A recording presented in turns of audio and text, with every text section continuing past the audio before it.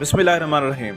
इय्याक नअबुदु व इय्याक नस्तईन। World prime cricket के एक न्यू व्लॉग में आपको वेलकम कहते हैं। व्यूवर, अगर आप मेरे रेगुलर व्यूवर्स हैं तो मैं अपने पिछले व्लॉग में ये बता चुका हूँ कि मुकेश अंबानी जो कि एक बहुत बड़े बिजनेसमैन हैं, एमआई के वो ओनर भी हैं, तो उनके बेटे अनंत अंबानी की प्री वेडिंग सेरेमनी है। ये मैं पिछले व्लॉग में आपको बता चुका हूँ। उसमें ना सिर्फ इंडियन प्लेयर को बुलाया गया है, बल्कि बाहर के खिलाड़ियों को भी, फॉरेनर को भी बुलाया गया है ताकि वो आए और वहाँ पे वो एंजॉय करें।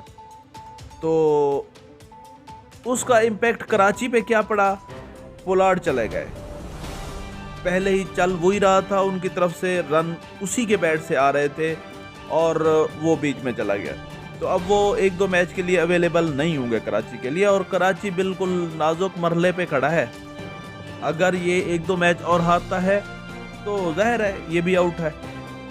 तो बहरहाल कराची में तो खलबली मची हुई है, वो परेशान है कराची वाले। सलमान इकबाल बहुत परेशान है। वो पहले तो वो रोकते रहे पोलार्ड को, पोलार्ड नहीं रुके क्योंकि जाहिर है वो आईपीएल में उसने खेलना है तो वो उसको तो जाना होगा।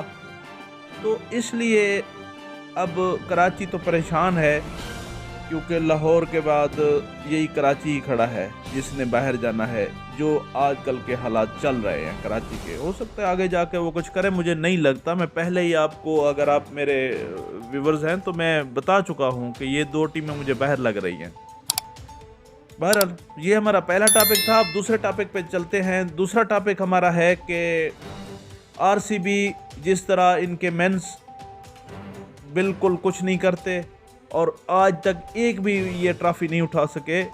हालांकि इसमें हमेशा बड़े नाम होते हैं, किंग कोहली इस साइड पे है, बाकी भी सब बड़े बड़े प्लेयर इसी टीम में होते हैं, लेकिन ये टीम जीतती नहीं है।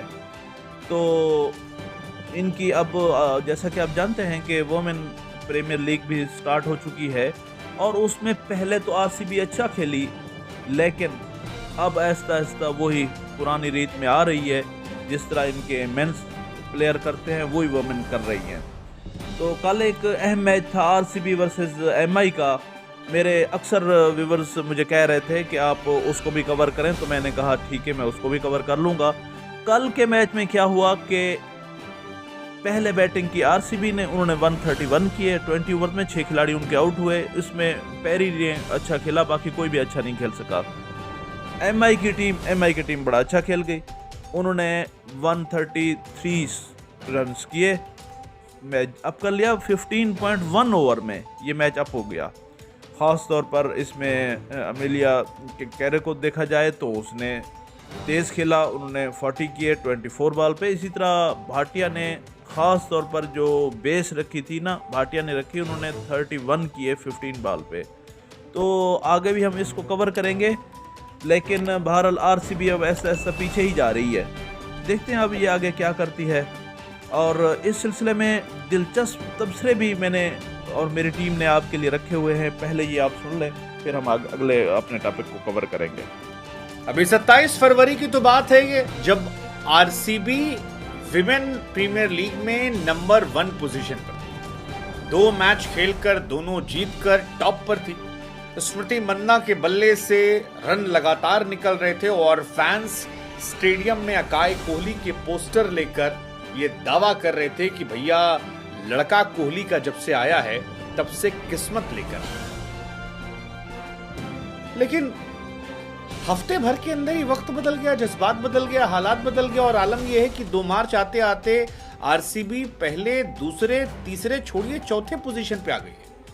वो आरसीबी जो पॉइंट्स टेबल में मुंबई इंडियंस से 3 गुना ज्यादा बेहतर नेट रन रेट लेकर बैठी थी, वो आज नेगेटिव में जा चुकी है।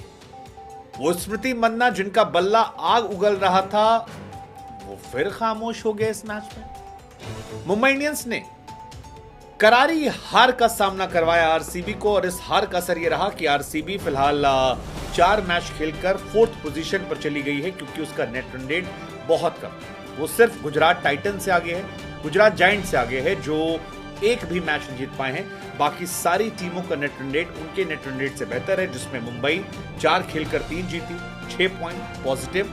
दिल्ली 3 खेली 2 जीती, यूपी 4 खेली 2 जीती 2 हारी, और आरसीबी भी 2 जीती 2 हारी। लेकिन जो हारी वो कि उनका नेट रन रेट सदमे में चला गया। वैसे मुंबई इंडियंस के सामने वो लगातार हार रहे हैं। मुंबई इंडियंस के सामने WPL में 3 बार मुकाबला हुआ। पहली बार जब मुकाबला हुआ तब 9 विकेट से मुंबई ने हराया। दूसरी बार जब मुकाबला हुआ तब 4 विकेट से हराया। तीसरी बार जब मुकाबला हुआ तब 7 विकेट से हराया। अब प्रॉब्लम ये है कि यार जब विन प्रेडिक्टर आ रहा था तब वो कह रहा था कि भैया 85% चांसेस जो हैं वो मुंबई के नहीं बल्कि आरसीबी के हैं। लेकिन आरसीबी ने बताया कि यार हमारे सामने कोई एग्जिस्ट नहीं करता, और हरमनप्रीत कौर की जो टीम है वो अलग लेवल की फॉर्म में चल रही है, लगातार मुंबई को हरा रही है। वैसे अगर आप चेस करने के मामले की बात करेंगे तो हरमनप्रीत कौर की टीम जो है वो लगातार चेस में जीत रही है। 8 मैच हो गया है, 1 2 3 4 5 6 7 8, जहां वो चेस करते हुए जाते हैं और एक तरफा डोमिनेंस दिखाकर जीत जाते हैं। लाइव आ गए हैं और आपकी टीम मुबारक हो। जबरदस्त आज सारे भाग्य, जय भाई गायब हैं, धीरज भाई गायब हैं, तो उनकी तो बड़ी पसंदीदा टीम और जो दिल से सपोर्ट करने वाली टीम थी, और वन साइडेड मतलब इस तरीके से पिटाई हुई। और आज सबसे पहले तो मैं शुरू करना चाहूँगा यस्तिका भाटे ने जो बैटिंग करी, मैं उनसे बहुत ज़्यादा एक्सपेक्टेशंस रखता हूँ और काफ़ी बारी बहुत क्रिटिकल भी होता हूँ कि यार यस्तिका वो बात नहीं दिख रही डोमेस्टिक में जैसा खेलते हैं। आज उनकी बैटिंग मतलब देख के मज़ा आ गया। उन्होंने टोन सेट करी, जो ऊपर बैटिंग कर रही थी थोड़ा सा होता है कि शायद वो 5-6 गेंदें और खेलती तो हाफ सेंचुरी भी उनकी होती, और बड़ी ज़बरदस्त बैटिंग, अच्छा लगा मुझे पर्सनली उनकी बैटिंग देख के। पहला विकेट जो आता है वो 30वें ओवर की 5वीं गेंद पर आता है, 45 रन बन चुके थे, मतलब वो अपना काम कर चुकी थी, फिर भले ही विकेट आ गई, लेकिन वो शुरुआत जो चाहिए थी टीम यार जो उन्होंने एक आई थिंक रेणुका को 6 मारा, पिकअप वो पुल शॉट वो बड़ा जबरदस्त मारा, स्पिन को भी उन्होंने मेरे ख्याल से एक और छक्का जो उन्होंने लगाया था वो भी बड़ा जबरदस्त था, और बाउंड्रीज भी मतलब पूरा पहला उतना कंफर्टेबल मिडिल नहीं हुआ था जो हमने देखा था लाइव में, बट उसके बाद उन्होंने बड़ी क्लीन हिटिंग जिसे कहते हैं, और हिटिंग भी नहीं मतलब वो जिसे हम कहते हैं ना कि टच वाली बैटिंग जो थी वो थी, और मजा आया उनकी बल्लेबाजी देखकर।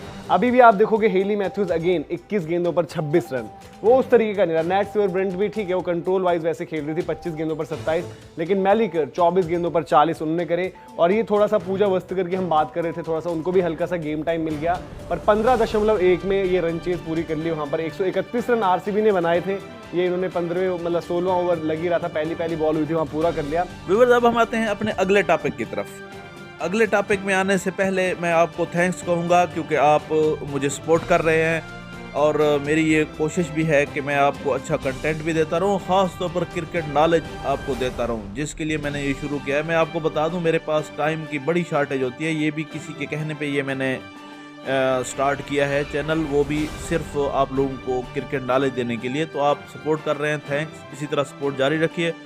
अगले टॉपिक हमारा है पीएसएल में कल 2 मैच और दोनों विदाउट फर्स्ट डिलीवरी मैच बारिश ने धो डाले, कोई एक बॉल भी नहीं हो सकी। इस्लामाबाद का क्वेटा से मैच था, पेशावर का लाहौर कलंदर से, तो दोनों मैच बिल्कुल इनकम्प्लीट, क्या एक बॉल भी नहीं हो सकी। वैसे मैं समझता हूँ लाहौर वाले तो बहुत खुश होंगे क्योंकि उन्होंने वैसे तो जीतना नहीं था, एक उनको पॉइंट मुफ्त का मिल गया, और यही मुझे लगता है यही पॉइंट ही उनकी सब कुछ होगा, बाकी तो इन्होंने कुछ करना नहीं है।